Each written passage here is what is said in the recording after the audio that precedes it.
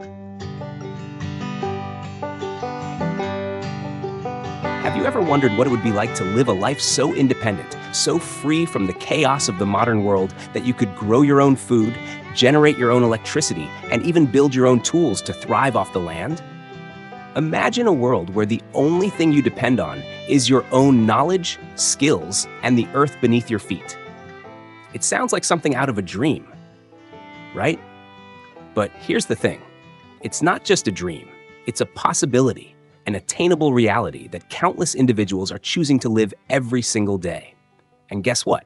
This path, this idea, is rooted in something much deeper than just self-sufficiency. It's about liberty, freedom, and taking back control over your life. This isn't just about turning your backyard into a farm or putting together a few solar panels. No, it's about something much more profound. Personal freedom. The kind of freedom that allows you to wake up in the morning and not answer to anyone except your own desires and values. The kind of freedom that means you don't have to pay a middleman for the food you eat, the energy you use, or even the technology you rely on. It's about rejecting the constraints of a system that tells you how to think, how to live, and what you should believe. Now, let's talk about something that might seem pretty straightforward, but when you dig a little deeper, it becomes clear just how profound and revolutionary it was. Victory gardens. During World War I and World War II, these small patches of homegrown crops weren't just about food. They were about hope, independence, and resilience. They were a response to the war machine that demanded resources. And yet, in the midst of scarcity, the people planted their way to freedom. They planted not only vegetables, but a declaration of self-sufficiency. They didn't wait for the government to feed them. They took matters into their own hands and grew what they needed right in their backyards. Imagine this. It's 1917, and the world is in the grip of war. You're sitting in your kitchen, looking at your family, and wondering how you can make sure they have enough food, while the world around you is collapsing. The government tells you that the country needs all the food it can get for the troops, and they ask everyone to step up and contribute. But here's the thing. Unlike what modern-day society might want you to think, you don't need a system of control to take care of yourself. You can take your garden into your own hands and grow your own food. That's exactly what millions of Americans did during both world wars. They planted victory gardens, and these gardens were much more than just food. They were a symbol of freedom. Fast forward to World War II, and the same principle was in play, but this time on an even larger scale. Over 20 million victory gardens were planted across the United States. And it's said that these gardens contributed as much as 1/3 of the vegetables consumed in the country. Just think about that for a moment. 1/3 of the country's vegetables were grown by individuals who decided to take control of their own food supply, without waiting for the government or big corporations to provide for them. Imagine how much power that kind of freedom gave them. The government promoted victory gardens as a patriotic duty, yes, but they also offered individuals a way to contribute to something greater than themselves, a way to fight the war at home by growing their own food and reducing the burden on the national food supply. Even Eleanor Roosevelt, the First Lady herself, planted a victory garden at the White House, sending a message to the entire country that self-sufficiency wasn't just for the common folk. It was for everyone, even those at the highest levels of power. And it wasn't just about feeding families during the war. It was about making a statement. It was about saying, we don't need to rely on anyone else to take care of us. We can do it ourselves. It was during these wars that a spirit of self-reliance began to flourish. People weren't waiting for some bureaucrat in Washington to tell them how to feed their families. They were doing it themselves. They were taking control over what they grew, how they grew it, and how they lived. This wasn't just about vegetables. It was about a revolution of the mind, a realization that freedom doesn't come from centralized control.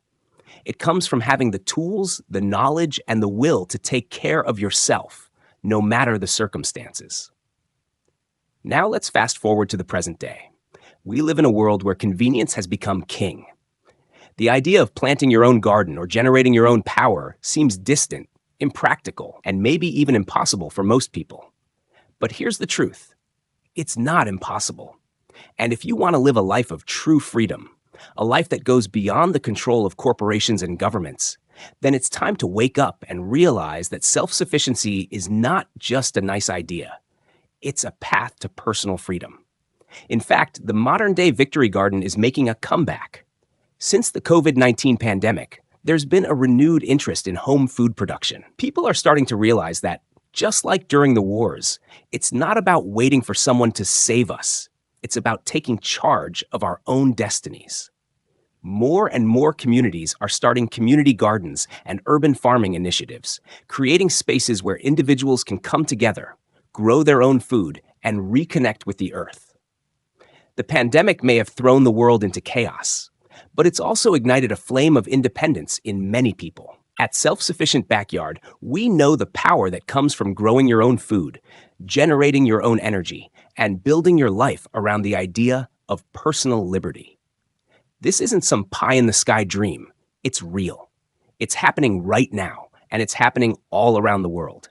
Whether you're planting a garden, setting up a solar system, or creating your own tools and technology, you're not just improving your life. You're taking control of your freedom.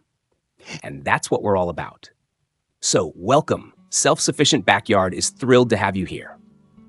Let's talk about how you can take control of your life, just like those in the past did, and build a future that's free from the chains of dependency. You ready to plant that first seed? Because the best time to start was yesterday, but the second best time is right now.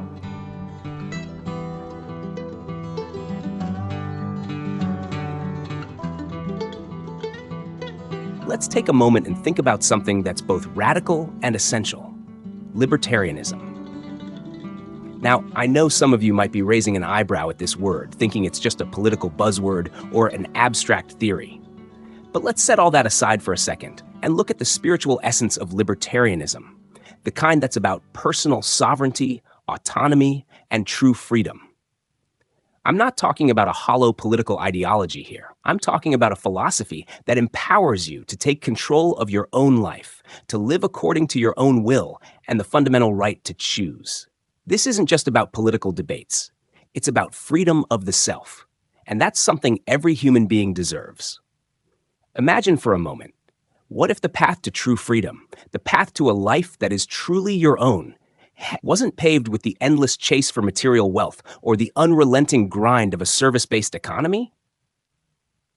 What if you could live a life where your work, your labor, and your very existence were not tied to a corporate system or an overbearing government?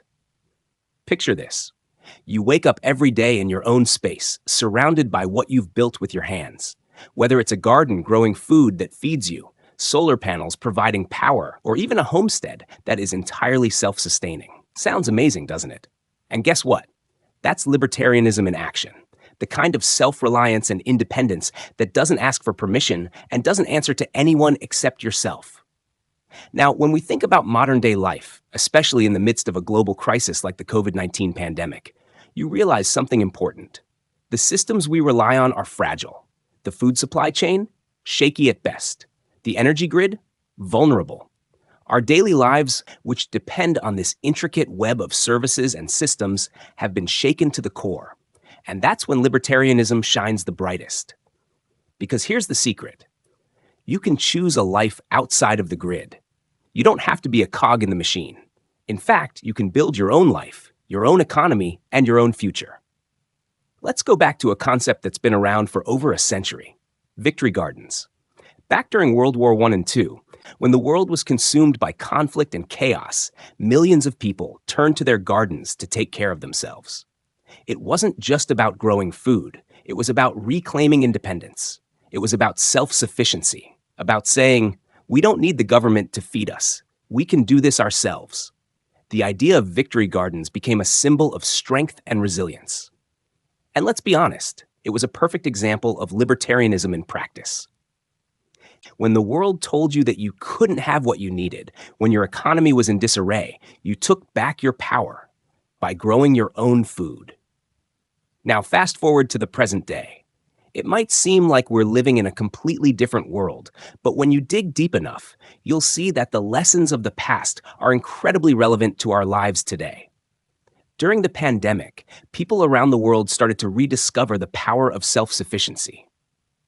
We saw a huge surge in people growing their own food, producing their own power, and even learning new skills to get them off the grid. You know what this is? It's a modern-day revival of the Victory Garden, and it's rooted in the very principles of libertarianism. In a world where so many systems seem to be falling apart, the idea of being able to stand on your own 2 feet to provide